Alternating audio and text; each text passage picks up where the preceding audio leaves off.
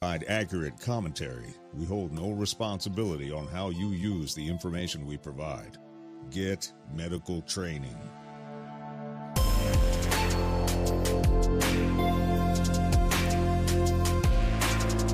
In the blink of an eye, everyday order can be replaced with once-in-a-lifetime chaos.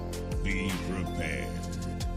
This is the Civilian Medical Podcast. See, I have my own music. We're good. Hey, guys, welcome to another episode of the Civilian Medical Podcast. This is episode 75. I think we're on a streak now, Bobby. I think you kind of found your seat. Bobby's doing all the pre-show notes for me, so I'm not very detailed oriented. Like, I understand that about myself. That's why I surround myself with people who are detailed oriented. We were talking about this conversation at work. I'm great at the 50,000 foot view. I'm like, great, let's start a podcast. Let's do this. And you're like, how do we do that? I don't know. We'll figure it out. But so I surround myself with detailed people. So I appreciate what you're doing in the background of the show. We did last episode was about martial arts and jiu-jitsu. And if you can see on the camera, if I can touch the right eyeball, it looks great now. But I got a nice black eye. True story is it was a high school kid. But every time I told the story in real life, he's about 230 pounds, all muscle, big burly dude, nails me in the eye. But in all reality, it was a white belt kid who's just moved up to the adult class, pots me in the eyeball, and just gave me a good black eye. So I did get a 4th stripe out of it, so I think it's a trade-off. But yeah, I'm recovering from a good black eye right now. Well, congratulations on the 4th stripe. I always tend to get the facial bruises right before I go on a work trip. I'll have like a swollen lip or a black eye, and then my coworkers all look at me a little bit sideways. But yeah, it's part of the life. Yeah, I've either blamed it on Candace the whole time or blamed it on Meredith. So I was gonna say I've been telling everybody Candace done it. And that's believable. I mean, if you guys follow Mrs. Skinny Milk on Instagram, you know that's believable that she would pop me in the eye. So this episode, we have a good friend of mine, Matthew, with Fleet Talk Radio System. We'll kind of plug them in there real quick. I would appreciate the sponsorship. Matthew, just tell us a little about yourself. Thanks for having me on. It's a lot of fun. I retired after almost 30 years in public safety, and a lot of that in communications. I had the opportunity to do some really, really cool stuff. Got to spin up and maintain 911 sat, and also got to do a lot of stuff in aviation, a lot of disaster response, and again, most of that in the communications world. I work now for Fleet Talk by Rock Communications, a public safety radio system and Kenwood dealer here out of South Carolina. Yeah, we just went to Fleet Talk at our system. What, it's probably been almost, has it been a year? It's been over a year, hasn't it? Yeah, so super excited about that. So appreciate you coming on. We've got a couple of different things we were going to talk about. We're going to kind of just split the podcast into 2 really different sections, kind of totally different sections. So could probably be two episodes, but we'll see how it goes. The first one is, when people call 911, what to expect from a dispatcher. There's a lot of confusion out there about, why is the dispatcher asking me so many questions? What's going on? I just need a help, or I just need an ambulance. I just need a fire truck. I just need a police officer. So kind of what expect if that civilian is calling 911. And then the second half of the episode, kind of talk about once in a career events. We've been kind of joking that we had Hurricane Helene come up, and we're like, man, this is a once in a career opportunity. Huge lessons learned. And then after that was a 6 Mile fire, where you took part of that one as well. And just, all right, we had a whole mountain burn up. That's once in a career. And then that one showed us that you could burn multiple mountains from Table Rock. Table Rock was the number 2 fire in the country for a long time. And then when they got North Carolina taken care of, Table Rock State Fire went to number 1 wildfire in the country. And that's my hometown. So spent lots of time up there on the mountain. Didn't get to be a paramedic. I got to do a lot of stuff on emergency management side, but definitely some life lessons learned. So want to kind of bring you on and kind of talk about those. Sure. Glad to be here. Yeah. I mean, I think when I think back to the old days being a paramedic, one of the things that people would often say when we got on scene was the dispatcher wanted to ask us so many questions, and we just told them we need to get the ambulance out here. And I think a big part of that was just a misunderstanding of the workflow of Sure. the communications and the dispatcher and what they're doing in the background while they're talking to you that people maybe don't understand. So what exactly does a EMS fire dispatcher do? And what is the sequence of events that happens when you call 911? So a lot of it depends on where you are in the country. It depends on the staffing of your 911 center, but most 911 centers adopt the APCO standard for telecommunicators, and APCO is the Association for Public Communications Officials. They kind of write the standards for telecommunicators or 911 operators, dispatchers, whatever your area calls the people who answer 911. And so one of the first questions that they're going to ask you is 911, what is the location of your emergency? And the reason they ask that is they at least at the bare minimum know where your emergency is. If the call is dropped, it's disconnected, whatever, they have an idea of where you are and can send somebody if necessary. So that's where they're going to start. And more often than not, people don't hear that question and they start with, this is what my problem is. And so the dispatcher is going to follow back up. What is the location of your emergency? And so they run most dispatch centers run a piece of software called CAD, Computer Assisted Dispatch. And so they enter that address in, and that address does a lot of different things. When I dispatched back in the 90s, we didn't have CAD. We had map books. And so when you told us your address, we looked it up in the map book, and then we looked on a map, or we knew where that was. Oh, that's down there by Jimmy Joe's house. That's such and such. That's Medic 2. That's what you knew that. But everything came out of the city. Like yeah. our map book, everything came out of the city. Yeah, so it sure did. Right, which way am I coming? It sure did. And we, here in Pickens County, we had those old map ledgers, the green and white ledger paper, and it was just, to see where it's coming. But so what's the location of your emergency? And so they type the address in, and it'll come up with a recommended cross street. And the dispatcher may ask you, okay, is your cross street Alpha, or I can't, what is Skyland Drive? Well, yeah, Skyland Drive. You'd be surprised how many people don't know their closest cross streets, how many in the community. Knowing where you are, and we'll get into that later, but knowing where you are at all times, knowing where your cross streets are, you can tell I don't dispatch anymore. Knowing where your cross streets are, knowing multiple ways to get to and from are really critical, but that's not part of this question. I'm getting sidetracked. You're not the only one that's not detail oriented, Dietrich. So anyway, so then they're going to ask you, okay, what's going on? And you're going to tell them. So they'll start telling you.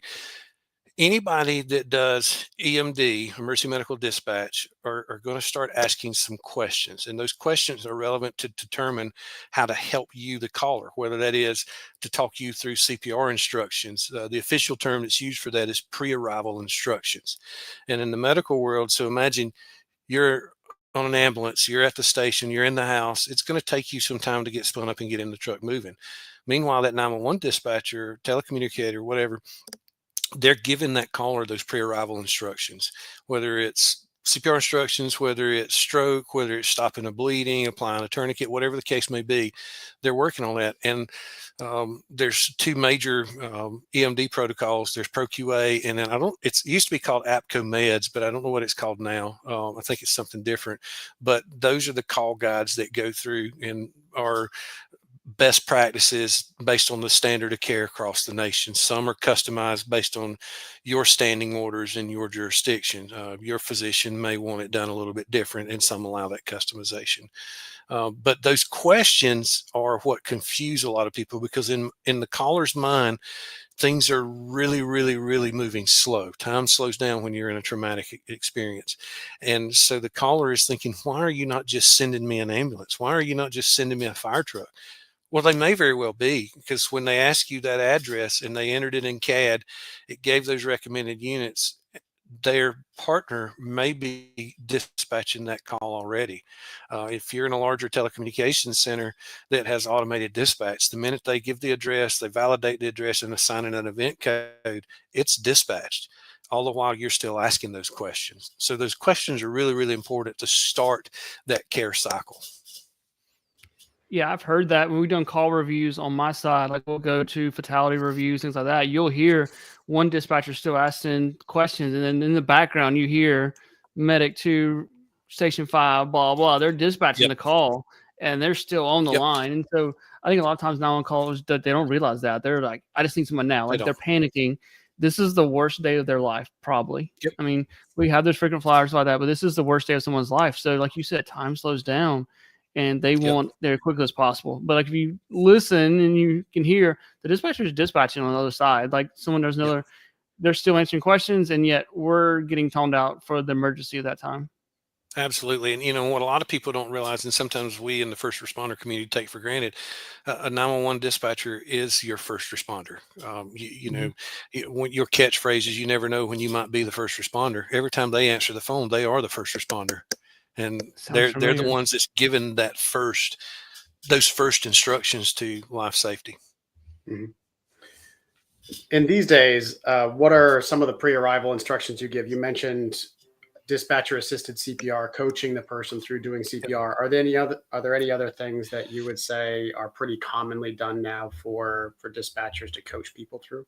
Yeah, so it starts as a flow, and I'm way out of touch with this. So for all my telecommunicators, if I say something that is way off in left field, I want to go ahead and apologize to you, because I'm almost 2.5 years retired from doing anything even remotely close to dispatching. But it starts in a flow. So when you ask what's going on and they say, I'm having chest pain, well, that starts a series of questions to determine, is it cardiac related? Is it, I mean, you know, as you guys know, just because I'm having chest pain could be any number of symptoms, any number of root causes.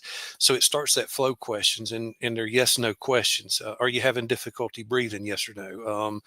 You know, those kinds of things. I was talking with a friend of mine in EMS just today, and they were experimenting with EMD call guides, and they just ran a trial to see if it would work in this dispatch center. And they were able to determine, based on the questions they asked, that it was stroke related. And the EMS, the crew that got assigned to it was a crew that was pretty far out from civilization. They were looking in the call notes and said, "Oh, wait a minute, numbness on the left side, slurred speech." Blah, blah. You know, they called the dispatch on red and said, "Go ahead and launch a helicopter for us." They recognized based off of those call guides that this was stroke related, and got them to a trauma facility within an hour. And that wouldn't have been possible had it not been for those pre-arrival instructions or those call guides. And one of the things we've been pushing with our dispatchers is for cardiac arrest. We've made big leaps and bounds for our cardiac arrest saves as a system. You know, last year we were about 30% ROS rate. Year before that, we were at 50% ROS rate. And we had like 9 people discharged with a full neurological intact, no deficits. And so now we're like, all right, what's the next piece of the puzzle to make that better? Well, we're doing bystander CPR, sidewalk CPR, but it's a dispatcher. So the dispatcher answers the phone now going, hey, what's the location of your emergency? Is the patient conscious, unconscious? If they answer unconscious, is the patient breathing normal? And if they say no, you immediately get chest compression. So we're trying to now mine that data and go, all right, we want that. I think it's either 60 or 90 seconds. I can't remember. There's a time frame there between the 911 pickup. Now we want, what's our compliance on that? Like, how quickly can a dispatcher tell a panicking wife or panicking husband or dad, mom, whoever, you got to start chest compressions? And you don't ask them, you tell them, start chest compressions. That's one of the things we've kind of talked to our dispatchers about. Like, don't ask them, are you able to start chest compressions? No, I need you to put hands on the chest, and I need you to do it quickly. So that 60, 90-second threshold is what we're looking for, because now we're like, all right, for us to get survivors, we have to have hands-on CPR prior to arrival, and that starts with the dispatchers. Yeah, because, you know, as we know, the data shows that for every minute that passes from an onset of a cardiac event is a 10% less likely chance of survival. And so seconds really do matter. Absolutely. Sounds like an AHA thing. You know, I think when we're thinking about dispatch conditions and how much they can vary from what we find on scene, I do remember one particular call we ran back in the day where we were dispatched for respiratory distress and got on scene to find out they were having difficulty breathing. But in the old days, when you didn't have quite the same workflow to go through, they hadn't gotten deep enough into the questions to really figure out why. And it turned out the why was that the patient was speaking with 3 bullet holes in their chest. Yeah. And so we did not have the resources we needed when we got on scene that call. Right. So I think it's really great when you look at what all has been developed in that dispatch process now to get further into those questions and really hopefully alleviate some of those surprises that fire and EMS have when they get on scene. And I think, one of the things to remember that the folks in the field need to remember is when you become a dispatcher, you're not issued a crystal ball. They can only give you the information they get from the caller. And if you've ever listened to a 911 call, if you've ever taken a 911 call, and Dietrich, you said it just a little bit ago, it's their worst day. Most people will only have a traumatic events 1 to 3 times in their entire lifetime, and where we're doing it multiple times in the shift, you guys are doing it multiple times in the shift. We take it for granted. Our expectation is a little bit different, but they don't. They don't have that crystal ball. And if the caller doesn't give them the information or the correct information, for example, if you ask, are you having difficulty breathing? More often than not, they're going to say, yes, I am, even if they aren't. We know that from data that we've mined over the years. So refining those questions, driving it down a little bit more is you're so right, Bobby. Just being able to ask those questions. And those call guides are amazing. If you follow that flow, if you follow that process, it does make a difference, especially on the medical side. Yeah. Everyone that's calling 911 has anxiety. And every time you have anxiety, you feel like you have shortness of breath. So yeah, if you're not drilling down a little bit deeper into that, it's definitely going to cause some confusion. So if I'm picking up the phone to call 911, I need to know where I am. I need to know what the emergency is. What other questions do you anticipate that I would want to start to think through in my mind and be prepared to answer? So think back to when we were learning English in elementary school: who, what, where, when, and how. And it's not always necessarily in that order, but that's what we were taught in school when you're writing an essay. Where you are is the most important. What's going on is the next thing that's important. The what's going on is my neighbor's house is on fire. My brother is having a heart attack. There's an arm, whatever the case may be. Be as descriptive as you can possibly be. I think self-awareness is probably the most important key or recommendation I could make for your viewers, for your listeners. Knowing where you are, what's around you, and being able to make those sound judgments and decisions. I think I was trying to think if it was any. Don't get frustrated with the dispatcher when they're asking those questions. They are sending you help. We know that for a fact. They are sending you help, and they are asking those questions for a reason. Yeah. And what are so the second part of that question, I guess, is what are the mistakes that people commonly do make when they're on the phone with the dispatcher, other than, obviously getting frustrated, shouting, things like that? So in my experience, people get aggravated because of those questions. So they get agitated and they start being difficult to communicate with. And I would say, don't hang up, because if you hang up, the dispatcher is going to call you back. If you don't answer, they're going to send law enforcement out to the location because you gave that location at the beginning of the call. And what people need to realize is even though you got frustrated, when we would do I give a good example. We would do Q&A. Now I'll give you a better example. We had a house fire. It was 2020 timeframe, and the gentleman that called 911, the area that he lived in, it went to the neighboring county's 911 PSAP, 911 center. And he was frustrated because he felt like it took 20 minutes to get a fire truck there. And it was nowhere near that. I don't remember what the time was, but it was in the 5-minute time frame from the time he called 911 to the time the truck arrived on scene. But to him, it felt like 20 minutes. We talked about time slowing down. But when he hung up, it slowed that process down because they didn't yet know what was going on. And so they called the caller back, Caller didn't answer and had started sending law enforcement, and he called 911 again. This time it went to the correct 911 center. And that's a misconception. A lot of people don't realize how 911 works with 911 calls. I know that's not one of our, or with cell phone calls. A lot of people don't realize that, yes, cell phones have the ability to GPS, but they don't start out with GPS. They start out with sectors on 911 towers, cell phone towers. And whenever a cell phone company puts a cell phone site in, they have to send that information to the 911 centers, who will take calls based on the direction that 911 or that tower is looking. And then it goes into phase 2, where it starts polling the GPS location of the cell phone.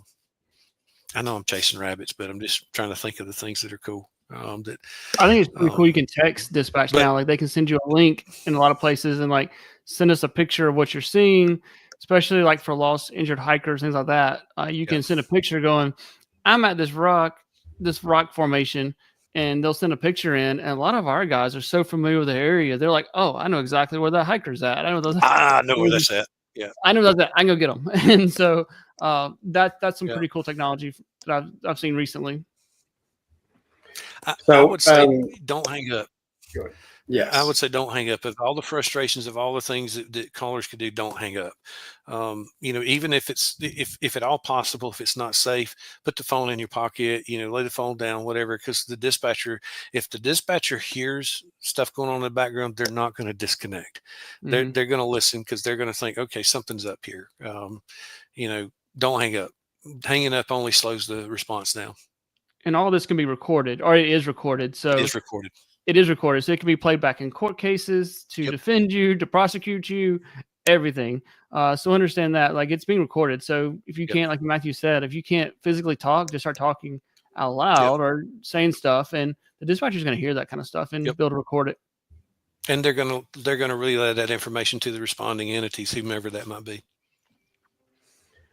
So what about if we have one of these unique situations? There's a lot of us, I work remotely. I'm based in Texas. A lot of my coworkers are based across the US. So let's say we're sitting here on this call and Skinny Medic collapses. I'm not anywhere near him. So if I pick up and dial 911, it's not going to do a whole lot of good. How do I call on behalf of someone else and activate emergency response if a coworker of mine collapses on a Zoom call? Well, there's some variables with that, because number one, do you know where your coworker is currently? I mean, just because they're on, so let's assume, I know where Dietrich's at. So, if Dietrich collapses right now, we live in the same jurisdiction. I'm going to call 911 and I'm going to say, hey, I don't know his numeric, but I know the street he lives on. And if I tell him his name, everybody in Pickens County knows where he lives. So I don't know that that's a good example, but probably not the best. Yeah. Let's think of a different one. Like, I don't know where you live, but let's say I know where you live, and it's just you and I on the call. How do I get EMS out to your house? I personally would not call 911, because if we're across the country, and if you're across the country from me, for example, and I dial 911, my PSAP stands for Public Safety Answering Point. That's the official term of a 911 center. They're not going to know how to find your 911 center, because they're not a neighboring. They have a directory of all their neighboring 911 centers. I'm probably going to Google your local sheriff's office or your local EMS agency, and I'm going to call that number and tell them that's 911 technology has come light years ahead of things. But if we're across country in other states, if we call 911 to our local, it's going to be a slow process. And me personally.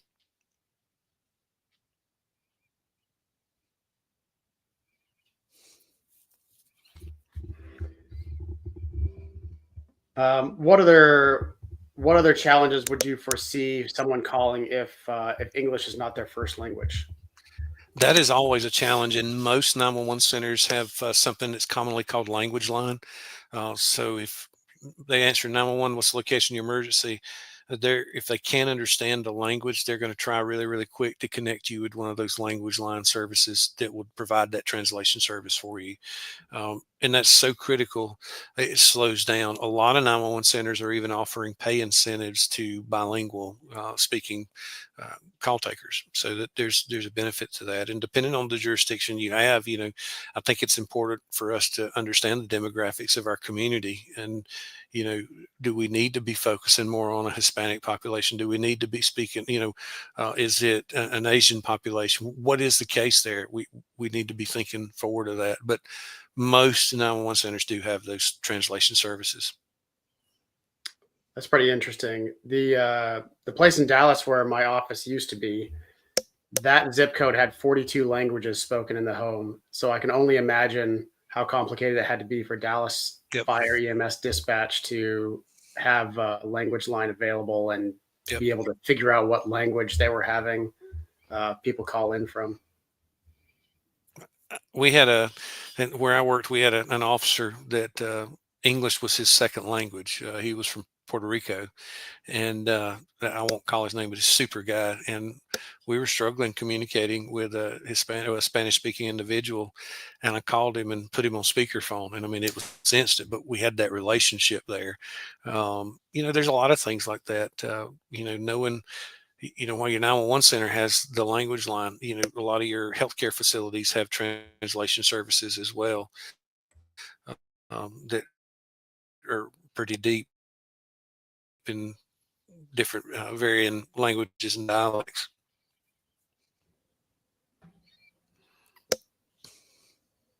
So what about like someone who like cell phone versus like a landline? Like in my office at work, I still have a landline. I know a lot of people don't have landlines in their homes anymore, but like cell phones, even about like the free phones that can still call 911. Like you may not be able to call anybody else, but you can call 911. So landlines are almost a thing of the past. So even like your office is not truly a landline; it's a voice over IP technology, and that gets into a whole other world. And so I got to go back to and say, knowing where you are. You'd be surprised how many people don't even know the address of their office where they work. What's your address? Think about it. How many people go out to dinner, and you're in a restaurant, and you dial 911 because somebody's choking. Do you even know the street name of the restaurant you're on? You go to downtown Greenville and say, I'm at Burger King. How many Burger Kings are there in Greenville? It's a lot of things. So landlines, when a landline dialed 911, there was what's called a master street address guide that was handled by a company. So when you dial 911, it compared your phone number with that master street address guide and presented that address to the call taker, the dispatcher. In the cell phone world, the first call you get more often than not is the address of the tower, the cell tower you're connected to. And then the wireless phase 2 piece of it will attempt to it's called rebid. We'll rebid and poll the cell phone and say, okay, where are you really? And that takes a few seconds to do that, but it seems like an eternity. So it's still important that, what's the location of your address? What's the location of your emergency? And, there's some varying technology, but I think it's incumbent on all of us to be a little bit self-aware and know where we are and at least a little bit of information. I would just like to bring up the fact that you said we're eating downtown Greenville with all the nice restaurants, and the one you use is Burger King. I was like, well, your poor wife. I was like, all the great restaurants. I'm like, Burger King is the one he uses for. Like, we got to get you out. My love language is oatmeal cream pies. So true story. I got a picture to prove it. Oh man, let's see if I can pull that picture up to show Bobby. I did delete it, maybe. Oh, I must have deleted it. I have to find it. Y'all keep talking. I'll find it. All right. It's good, but just knowing where you are is really, really good. The next level of that question, Matthew, is, so what if I'm in a remote place? Dietrich and I have done, that's a lot of oatmeal cream pies. I did not keep them all. I gave them all some friends. Sure. I really did. No, I'd be passed out in a diabetic coma right now. I have no willpower when it comes to those.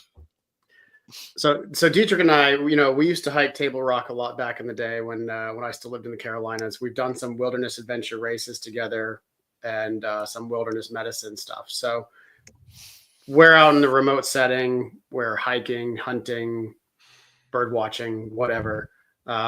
We have an emergency. Let's say we can get cell service, but I don't know exactly where I am. What do I do to tell you how to find me other than take a picture of a rock? Let's say there's no rock formation that's blatantly obvious. Well, no, and I think there's some things that we need to do on ahead of time. Number one, if we're going to go hiking, we need to have a hike plan, and we need to tell somebody who's not with us what that plan is. This is where I'm planning to go. This is how long I'm planning to be there, and here's when I'm planning to be out. That's going to help a lot, because if you don't have cell service and you don't arrive at that time, then whoever your person you communicated that hike plan is responsible for calling 911 to say they're overdue. If you do have cell service, knowing the trail that you're on, knowing where you were going, how long you were on the trail, how close you are to that destination is very incumbent on that. And again, we go back to, if you've got cell service, hopefully the wireless phase 2 piece of 911 is going to be able to rebid your GPS location. But I'll take it a step further. So often in our generation, we're seeing just an over reliance on cell phone technology, and cell phone technology has come a long way. The reliability has come a long way.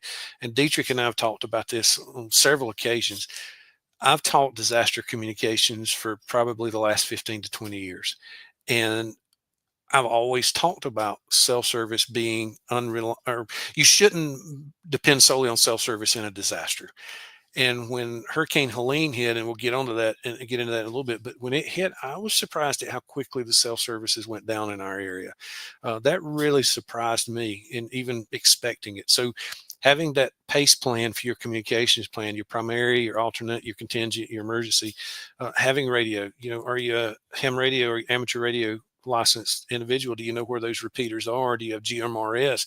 Can you hit any of those GMRS repeaters?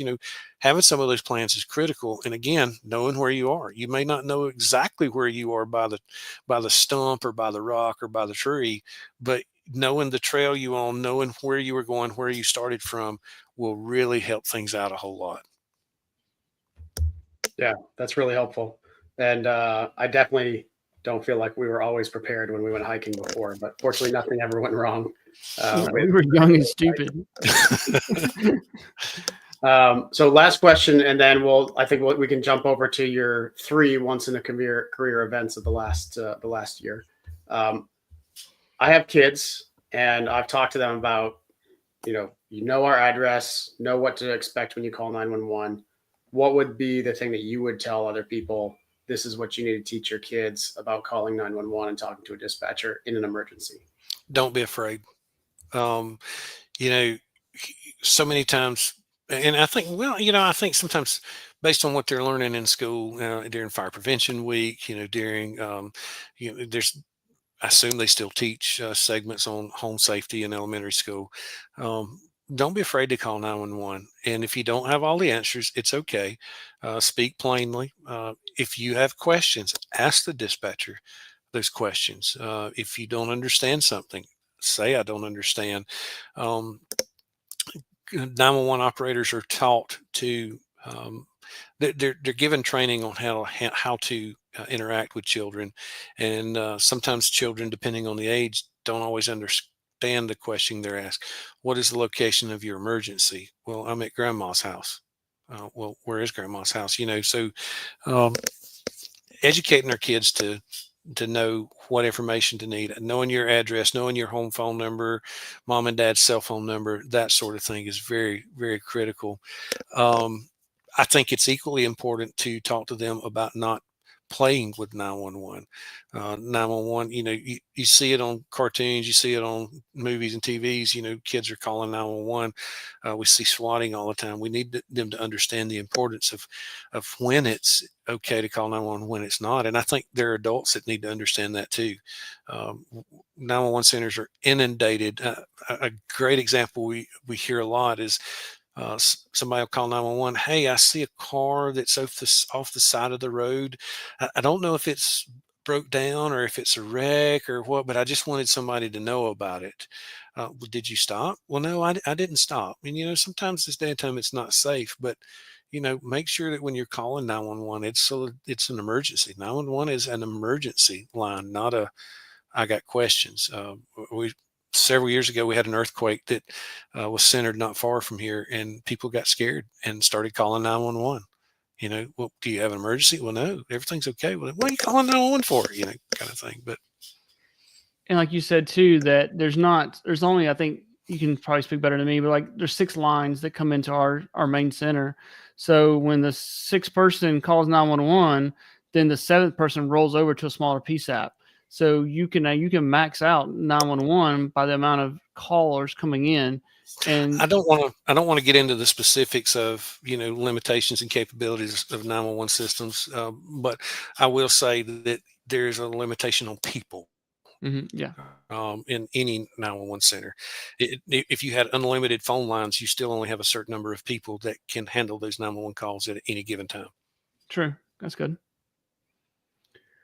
All right. So we are up in the upstate of South Carolina, and would have never have thought that we would have been dealing with hurricane force winds with major flooding in our area. The coastline is one thing.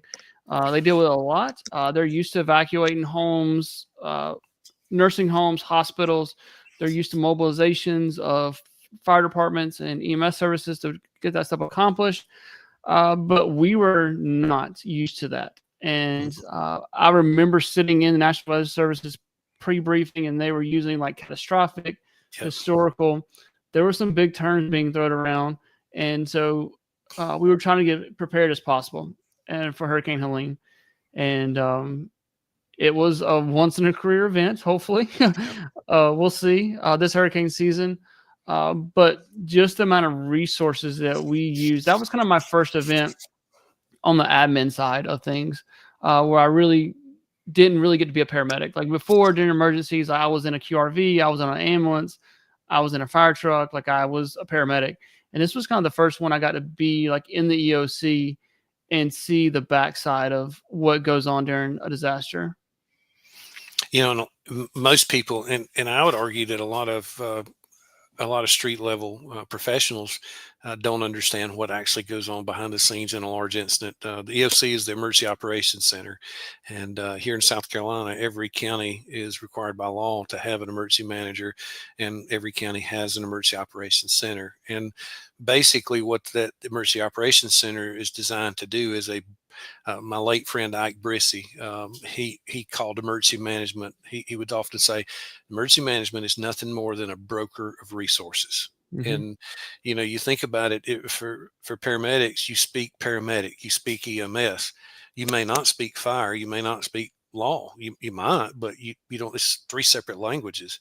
Same way for fire, same way for law enforcement. And so when it starts escalating beyond your capabilities, there's got to be something that's in place to start managing those resources to make sure we're not depleting any single resource beyond its capabilities, beyond its limits. And if they are, then to start reaching out to their neighbors, to the state, to the feds, to start bringing those resources in.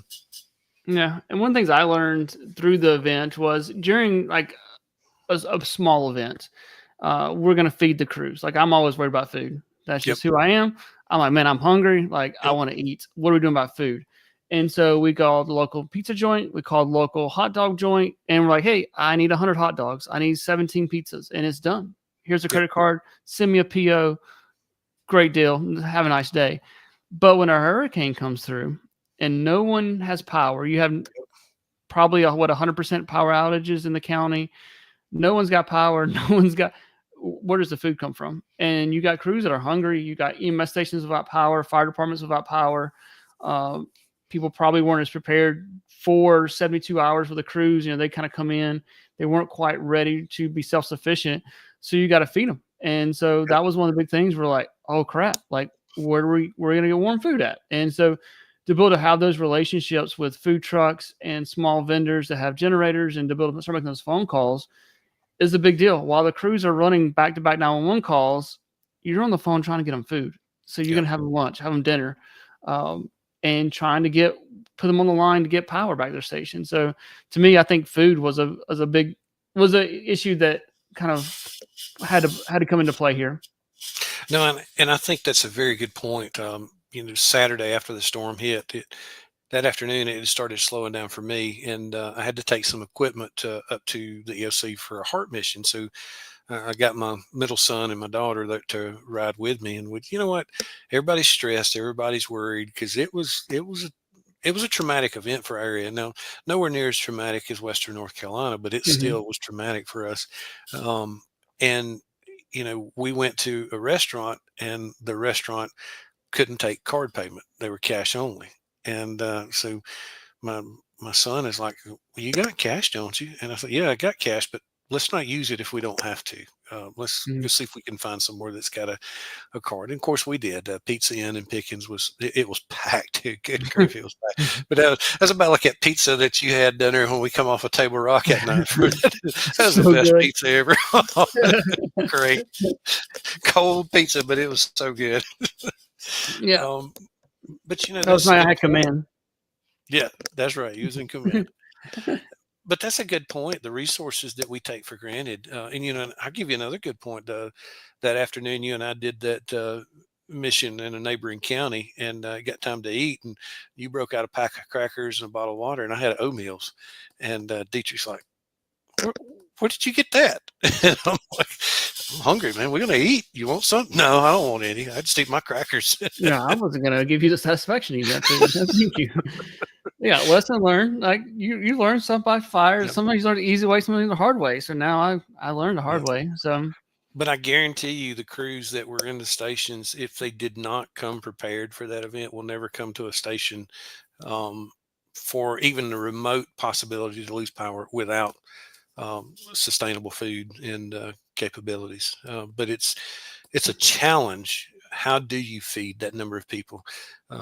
And before I retired, I was speaking at a community event, and one of the community members said, "Well, I always preach 72 hours of self-preparedness. I mean, that's the minimum. FEMA talks about that. Go to ready.gov. It talks about that. I don't know. Heck, I don't even know if ready.gov is still a website anymore, but it talks about that." And one of the ladies, she said, "Well, will FEMA not come in? Will the city not feed us?" And I'm like, there's 25,000 residents in the city. Where are we going to store 75,000 meals for one day? How do you do that? Yeah. And I didn't even think of that. And we don't. We think that the government or that some charitable organization is going to come help us, and it's not. We do have to be our own first responder in some cases. Just the resources of setting up shelters, medical shelters, home shelters, oxygen tanks and regulators. Yep. We knew this was going to be a long-term event, that we were not going to be just a couple of hours without power. We were going to be days without power. Yep. So setting up medical shelters. I remember the Saturday morning, having a conversation with a very important member of my county, and he said, "What do you need?" And I told him, he's like, "Well, I have a credit card and a couple $1 million in the bank. What do you need?" And I'm like, "This is what I need." And being like, we have a system in the state where you can basically put in a request. Like, I need this, I need oxygen. And so one of the things I learned is, I think multiple agencies learn, just kind of listen to debriefs, is, all right, I need oxygen tanks. Cool. We'll order those. We put them in, type them in, done. Well, our oxygen tanks come with regulators. So no one thought to order 150 regulators to go with the oxygen tanks. So it's the details. And so we were not the only ones who made that mistake. But definitely, need a generator. Okay, you put it in this website, and bloop, someone answers it, and you have a generator on the way. And so you don't know what you're asking for. I think that's one of the things I learned through this first one that kind of helps me through the rest of these is ask for it. Like, okay, we want cell phone towers. Okay, call Verizon, call AT&T. They'll set up temporary towers. Like, if you don't ask for it, you're not going to get it. I tell you something that for your profession, for your professional viewers and listeners, if we all had to take the incident command system, ICS 100, 200, 300, 400, all that. We've all had to take those. We took the class, we passed the test, and then it's like, all right, I'm good, let's go. But one of the things that I would challenge everybody to do is become familiar with the ICS 213 RR. And that RR is magical. That RR stands for resource request. And if you follow the ICS 213 and you answer those questions specifically, it eliminates a lot of that confusion. So, even while you were talking about asking for the oxygen cylinders, I'm thinking, okay, which one? Do you want E, D? What are you looking for there? Mm-hmm. And if you send that request up to the state emergency management, to the logistics desk, they're going to ask the same questions. And it may even get kicked back to you before it gets filled. A good example, hey, I need a fuel truck. Okay, what kind of fuel? Do you need diesel? Do you need gasoline? Do you need Jet A? What do you need? How much do you need? Where's it going to go? How are you going to get it off? Because, if you order a tractor trailer load of fuel, it doesn't come with a pump. It's gravity fed. So how do you put it into the trucks? There's a lot of questions that have to be asked, and the EOC is responsible for asking those questions and getting those answers. Yeah. And one of the things we kind of talked about, just kind of goes in jumping ahead just a little bit to the Table Rock, and we can come back to the 6 Mile Fire. Sure. But I know you're really big on having relationships. And Yes. we talked about that, like, especially with the Table Rock fire, we went from a local emergency, it grew to a state emergency that grew to a federal emergency. So when the state guys came in, I'm on a first name basis with those guys. Yep. Sitting at a table, it's like, hey, Chad, how's the kids? How's the Yep. family? He's asking me, like, we're good. And so, like, having those first name bases is not like, hey, my name's Dietrich, I'm the EMS training officer, I'm representing Pickens County today. Like, that's what I did on the federal side. I'm like, hey, I'm Dietrich, I'm the representative for Pickens County EMS. How can I help you? And so, like, we're having this awkward conversation, like, he's from West Virginia, blah, blah. So, but having those relationships to be able to go, hey, I need some help. Like, this is what I need. How do I do that? So, going kind of rewind a little bit to the 6 Mile Fire. This was a small, I say it's a small mountain, like for us, like, and I think that's relative to term. But we have some homes on it. But more importantly, we have some towers on there, that communication towers. You can kind of go, I know there's some ham radio towers. Is there GMRS towers on there? There was a And then GMRS repeater. Our Fleet Talk towers are on there. So you were definitely involved in that. Yep. So it started out as a fire, I think small fire, and then grew and then threatened the towers, we had a propane tank that was fueling the generator, rupture, and then the fire department didn't feel safe, so they kind of backed out from there. I'm going to tell you, Dietrich and I joked, we're calling it once in a career event, but all the way back to 16, when we had the Pinnacle Mountain Fire, we joked this is a once in a lifetime fire for this area, because we just don't have big fires in the Southeast like that. The humidity is usually really high. It just is. The weather is not conducive for wildfires here. So fast forward, we have, Hurricane Helene last year, September 27th. Then we had the 6 Mile Fire last month, February, I think now. And so I started getting phone calls from those relationships. Hey, this fire is nasty. It is, and it was. We had 40, 45 mile an hour wind gusts that day. Extremely low humidity, extremely dry. That's very uncommon.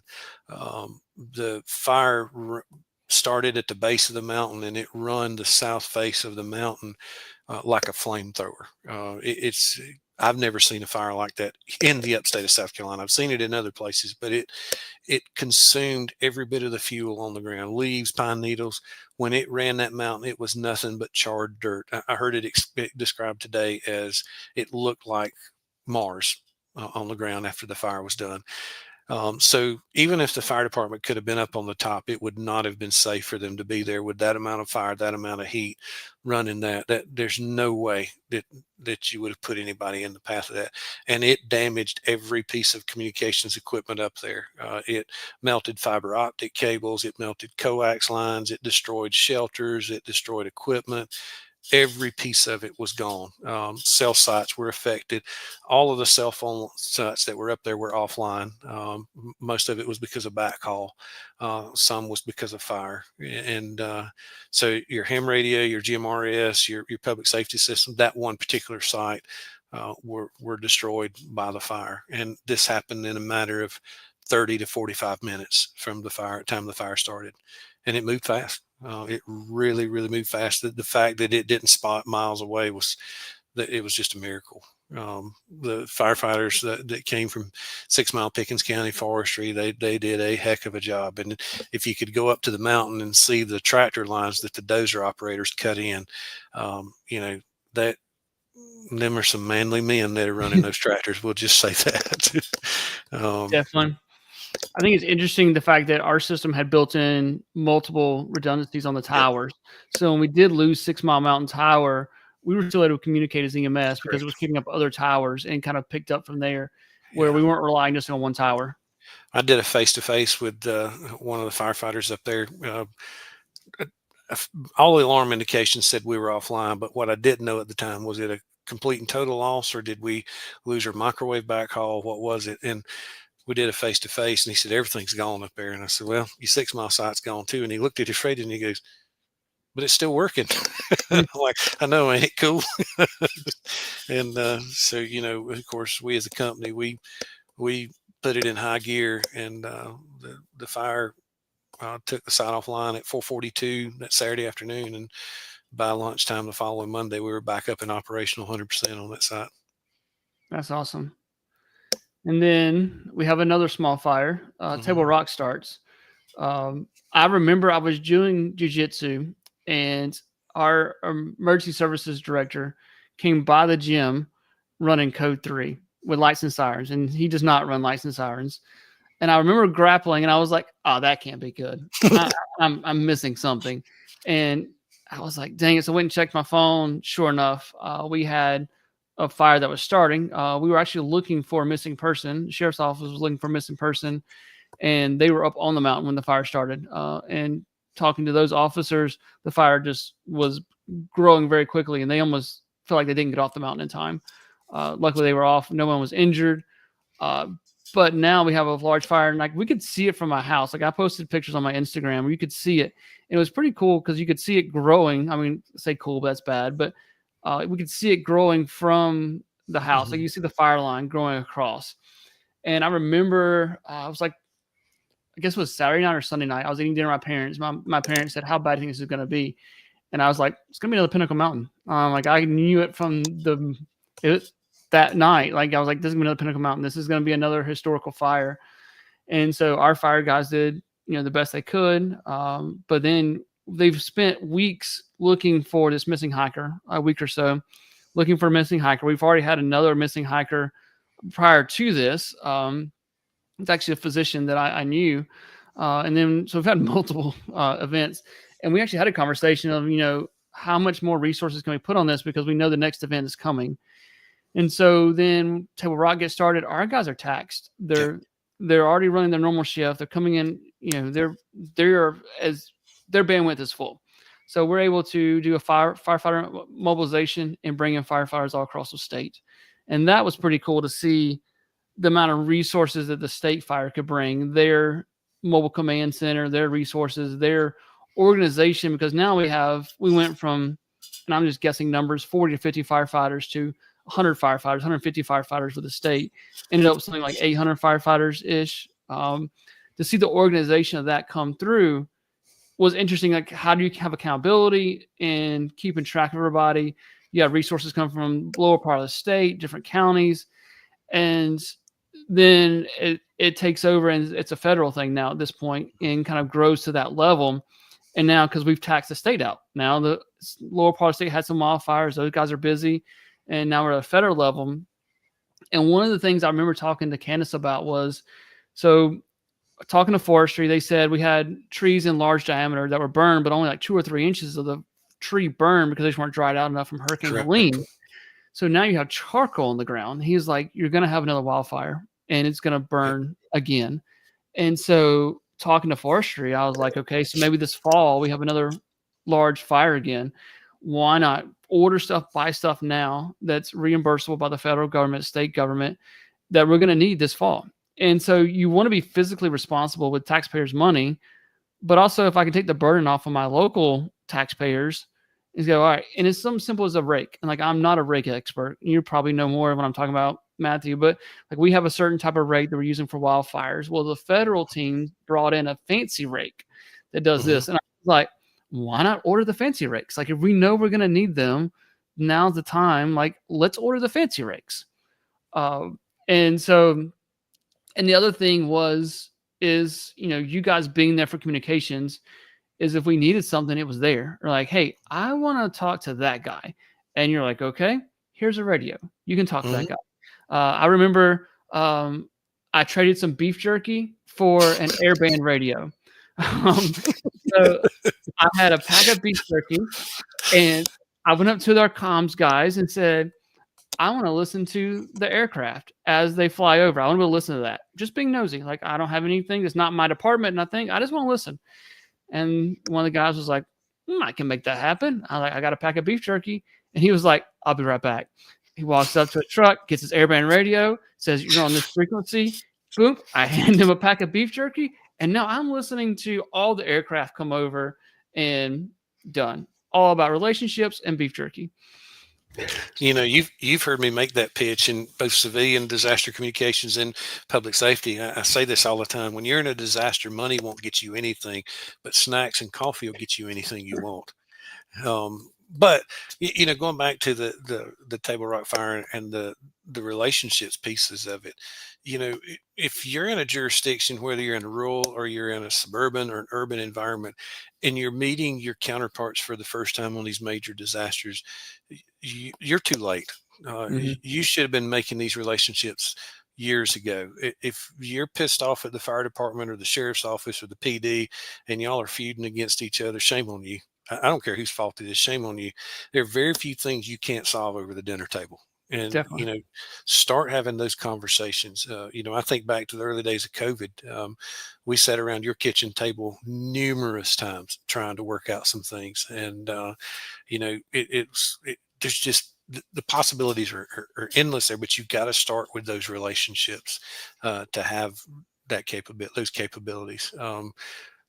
Table Rock was difficult because, you know, when you got up into the mountainous areas, you know, the eastern facing slopes of the mountains really took the beating from Helene.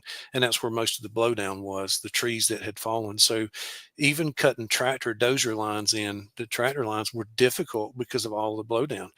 They couldn't just push those trees around. They had to get sawyer teams in, chainsaw teams to come in and cut those pads. So, you know, there's blessings and curses. The curse is, no, it did not consume all of that blowdown in the fire, and we'll probably have to deal with that again.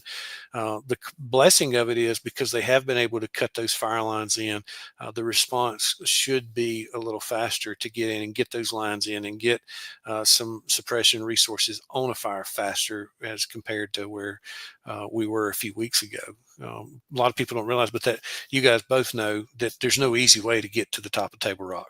There's no road access to the top of it. You know, so, you know, now you're a firefighter and you got to haul all that gear and whatever rake you bring to the party, you got to haul that with you. And so by the time you get to the mountain, you're already tired.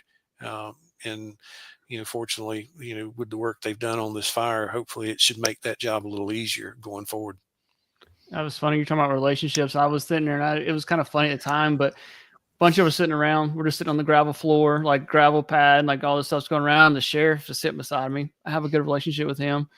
And he was like, he's in his like dress uniform. He's got his hair all perfect, got it gelled out right. And he's like, DJ, let's just go grapple in the dirt over there. I was like, okay, let's go grapple. I was like, I'm going to mess your hair up. And he goes, well, what if News 7 has to interview me? And I'm like, well, that's your problem. I'm like, you're gonna beat the snot out of me. But it's I'm gonna mess your hair up. And so we got a good sheriff, don't we? We do. And he is our sheriff. Like, I'll just brag on him for a second. Like, he wants to be the best of the best. Like, he wants to be the best sheriff. He wants to be the best grappler. He wants to be the best shooter. He wants to be the best police officer. So to have that kind of relationship with him, I was like, man, like, how many times can a paramedic at their county say they talk trash to the sheriff? And that, yes, I'll go mess your hair up. Like, you're going to tap me. You're going to armbar me. You're going to choke me. He likes to choke. And I'm like, I'm going to mess your hair up. As you choke me unconscious, I'm going to mess your hair up. And so I'm going to mess my hair up. Yeah. We'll see in June. I'm going to mess your hair up in June. On the communication side, like, if you had to redo this, what's some quick things that you would say I would have done that different on the communication side? That's a hard one, because this one, so Pinnacle Mountain fire burned so much slower than this fire. So we had time. Time was on our side. It was nowhere near as intense. So we had time to plan for things. And it burned in reverse order. It burned from the west to the east. Table Rock burned east to west until the Persimmon Ridge fire kicked off. But it's a tough one to say because, I wasn't the communications unit leader for this fire.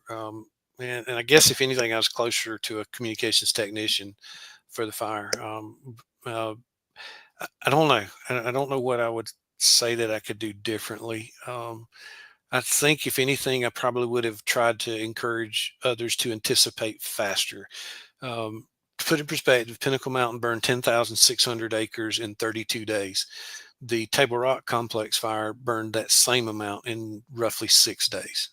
So it was a much faster, much more aggressive fire. Mm-hmm. And then the challenges to that was, so the places that you would deploy communications equipment were in the path of the fire.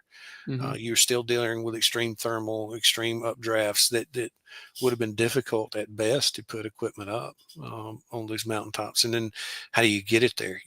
Any way you cut it, you'd have had to drove through the fire line, and that wasn't safe to get up to the top of the mountain. And I think if anything, it reminded me, when we watch fires out in California and you see those communities that have one way in, one way out, I think if anything, it reminded me that, we all need to look at our safety, our evacuation plans, our bug out plans, whatever you want to call it. And I think the communications piece, I think thinking ahead, further ahead, we're used to thinking you're used to planning for the next operational period. But I think in this one, we really needed to be looking 2 to 3 operational periods ahead, just at how fast the fire was moving. Yeah. I remember before we leave that my boss went home early on that Tuesday because she had stayed late Monday night. And that was our kind of plan was she stayed one night. I was going to stay late the next night, and we just rotate back and forth. That way we had a representative there for us the whole time.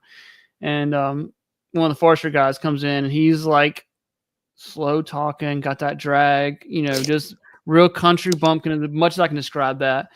And he walks and goes, "I think we need to evacuate, boys."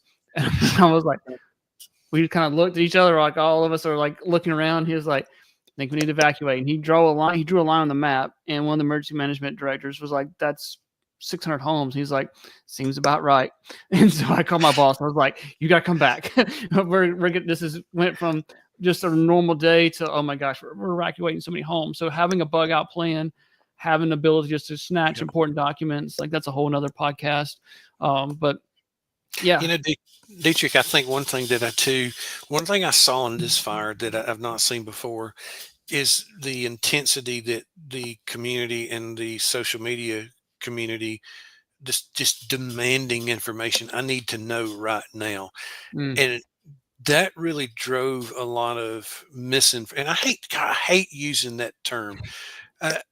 It drove a lot of confusion, I think, is a better way to say it. And it's kind of like when we see severe weather threats come along, and depending on which news, National Weather Service puts consistently out the same message. But you see the news personalities are really amping it up. And so as a result, people aren't paying attention to it because we've cried wolf for so many years, so many events. When we do pull that trigger for the evacuation, you're like, that's just everybody overreacting until you see the fire burning down the hill at you. And I think we collectively need to do a good job of making sure we're putting out the correct information and making sure that we're not sharing BS information that's out there as well. Awesome. Well, thank you for coming on the show. Appreciate it. Where can they find Tactical Comms at? So we're on YouTube, Instagram, X, and don't do quite as much social media as we used to. My friend Dietrich gets on me about not putting more videos out.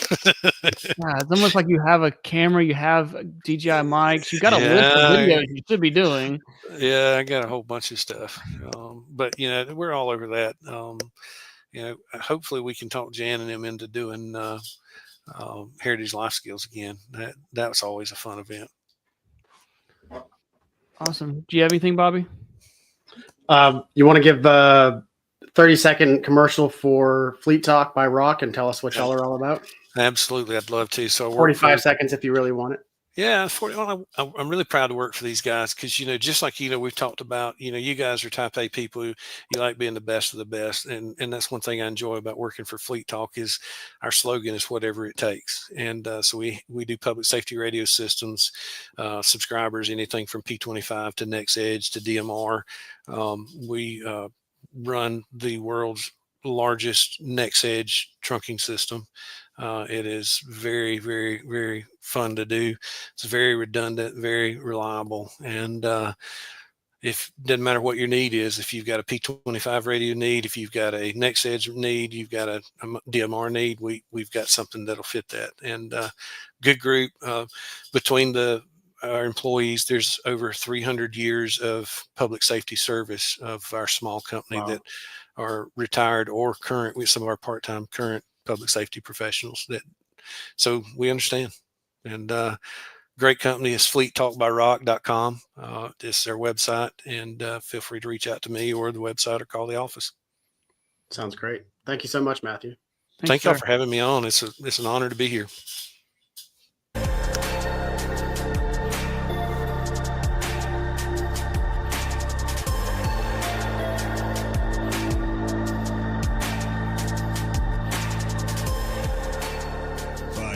And subscribe at civmedical.com.